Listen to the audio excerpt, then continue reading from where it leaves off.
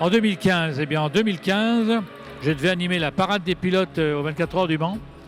Et il y en avait une. Et on a fait un 100 mètres départ arrêté parce que les... Attends, on va se mettre comme ça, parce que les gens avaient aucune idée de ce que c'est que l'accélération d'une Tesla. Et c'est vraiment très spectaculaire.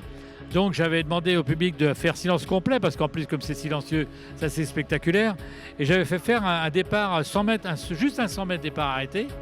Et ça a été une stupeur, hein. Les gens, vraiment un moment de stupeur, parce que c'était ce modèle-là en plus, avec les portes comme ça.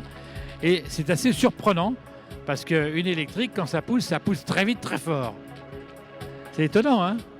Oui, effectivement, surtout que celle-ci, c'est le modèle X-Plaid, donc c'est celle qui fait plus de 1000 chevaux, pour le coup. Ben oui, ça pousse très très 1000 fort. chevaux Ouais, dans une Tesla. 1000 chevaux.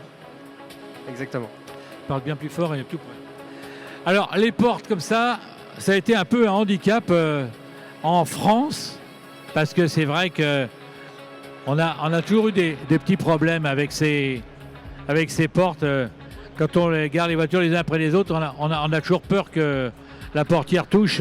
C'est un peu spectaculaire. Et puis il y a l'aspect claustrophobie. On a connu ça avec les Mercedes porte-papillons. C'est toute une époque. Mais c'est vrai que c'est une invention qui revient à la mode quelque part avec la Tesla. C'est pas le numéro 1 des ventes évidemment, parce que c'est le plus onéreux et que c'est quand même une voiture qui coûte assez cher. Mais c'est une voiture extraordinaire. En plus 6 places. Hein. 6 places ou 7 places selon on peut les besoins. On peut mettre 7 places dans le véhicule. On peut mettre 7 places. Oui.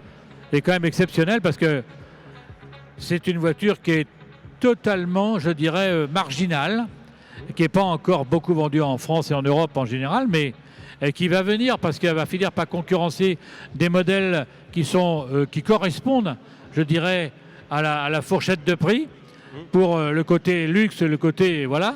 Mais cette voiture, elle est totalement méconnue, je dirais, en France. On la voit vraiment pas assez. Et c'est là l'occasion de ce salon, par exemple, de la voir. Il y a des gens qui la découvrent, hein, qui ne l'ont jamais vue. Et pourtant, en 95, en 2005, je veux dire, en 2015, je vais y arriver, effectivement, c'était un moment d'émotion. Mais je me souviens vraiment l'avoir présenté, et c'est assez curieux. Alors les autres, on les connaît bien évidemment. J'ai eu le plaisir hier soir de retourner à l'hôtel avec l'une d'elles. Et évidemment, bon, on connaît tous ce phénomène Tesla. Est-ce qu'il y a des concessionnaires Tesla alors sur Nantes? C'est nous. Oui, mais justement, dites-nous, est-ce que vous êtes situé? Saint-Herblain. À quel endroit? Avenue des Lions. Avenue des Lions, donc, à au niveau de la Saint-Herblain. route de Vannes, ouais. Sur la route de Vannes, quoi, c'est ça? Exactement. Là où se trouvent toutes les grandes concessions? Exactement. Voilà, ouais. donc vous êtes là-bas. Oui. Et est-ce que les ventes progressent, je dirais, sur la région? Est-ce que ça se développe, l'électrique? Oui. C'est en plein développement? Oui, nous on a vraiment un très bon développement sur les volumes de Tesla sur la région et sur la France. On a zéro souci avec ça, ouais, sans problème. Ça c'est bien. Vous êtes obligé de reprendre des voitures parfois? C'est pas une obligation, mais on les reprend, oui. On fait des reprises quand même. Des reprises de thermique, d'électrique. Quelle est la proportion de ceux qui, justement... Alors, il y a des vraiment clients électriques maintenant. C'est-à-dire qui passent d'une Tesla à l'autre, si je puis dire. Bien sûr, oui, tout à fait. Mais il y a aussi tous ceux qui découvrent l'électrique, qui ont envie d'y venir, qui ne sont pas trop sûrs que ça va leur plaire. Oui. Et du coup, vous êtes obligé de reprendre des voitures thermiques. On reprend les voitures thermiques, on leur fait faire des essais. Et c'est ça qui permet aussi de se dire, waouh, on découvre la voiture et ça permet d'y passer à l'électrique. Mais oui, on reprend des voitures très régulièrement, des thermiques.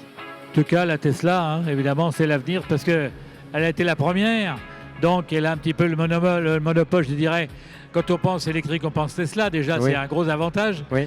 Et puis, c'est vrai que malgré l'arrivée des Chinois, comme l'on dit, eh bien, elle reste une voiture prestigieuse quand même, quelque part. Oui, nous, on a l'avantage d'avoir un super produit, d'avoir un réseau de superchargeurs très étendu partout en Europe et partout en France, principalement, ce qui est aussi notre force. Et puis toute l'interface technologique dans la voiture. En tout cas, celle-là, c'est bien de l'avoir présentée parce qu'elle est totalement inconnue. Elle est magnifique, elle est vraiment superbe. Alors sur la route, je dirais que c'est Pullman. Voilà, c'est complètement l'aspect Pullman. C'est ça. Mais c'est vrai qu'on retrouvait à l'époque sur les grosses marques allemandes en particulier. Hein, et là, elle remplace complètement des marques prestigieuses. Hein, qui ont créé des voitures de ce type-là.